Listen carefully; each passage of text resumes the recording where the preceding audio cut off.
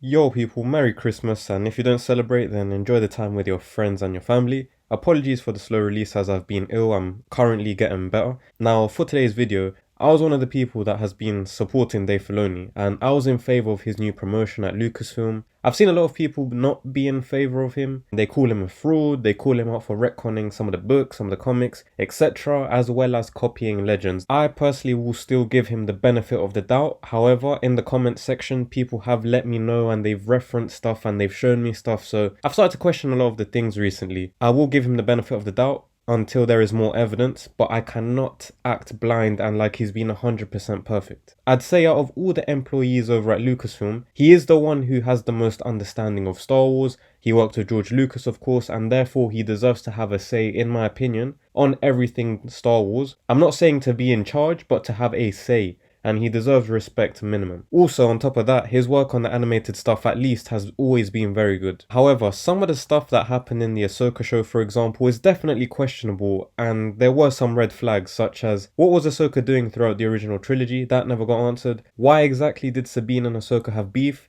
I know it's because Sabine started using anger and everything, but a nice flashback would have been nice, to further support the evidence. Another one is, how did Ezra escape from Thrawn? And how did Ezra survive for 10 years without getting caught by Thrawn? Why did Sabine not have to tell Ezra how she got there? Anyways, you get the point. I liked the Ahsoka show, but I have to be honest and call things out. So the next red flag, and the first one since he's received this new promotion over at Lucasfilm, Dave Filoni was speaking to Empire magazine about Thrawn and the future of the character, and he says, "We set up Captain Pellaeon in The Mandalorian, and that's a character that goes with Thrawn, so I'd love to see the two of them together," Filoni teases. So that part's fine with me, he's basically confirmed that's happening, which is cool. It'll be nice to see them in live action. It's the next part which is the red flag, and I quote, he points out a fellow figure from Ahsoka has a long-standing conflict with the Grand Admiral. His foil throughout Rebels was Hera, Filoni states. Pitting the two generals against one another is something that I find interesting. Hera versus Thrawn. Them sharing the title general doesn't mean they're actually of the same level.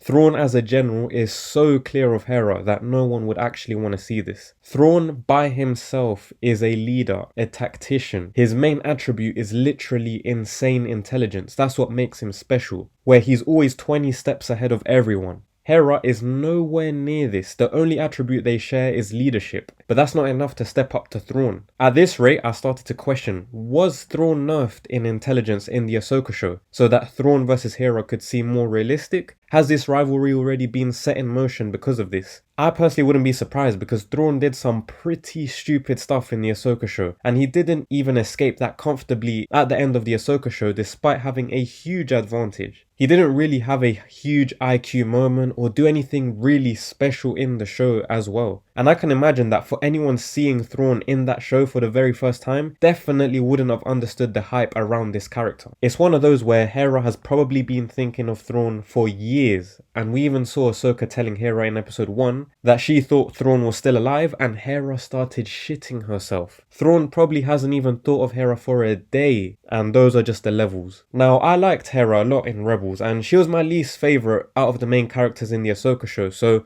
I really can't imagine the Ahsoka show version of Hera doing anything to Thrawn overall. If Dave does go ahead with this, it will be forced in my opinion, because in Heir of the Empire, the main villains, the main two, are Thrawn and Sabayoth. It literally requires Luke, Leia and Han Solo to show up because of how big the problem is. To have those and just have Hera as one of the main characters to do with any of that, it's a bit cringe. She isn't main character caliber in my opinion when it comes to being next to the Luke Skywalkers of this world. I'd rather see Mara Jade since she was already part of the Emperor's hand and she also marries Luke. That would make way more sense if they changed her story in this way, but even then, just stick to the original books. Overall, I think Dave Filoni should probably have the promotion that he has, but what I really think is happening, and will probably continue to happen, is that Disney and Kathleen Kennedy have given Dave Filoni this promotion so that he can be kind of the mouthpiece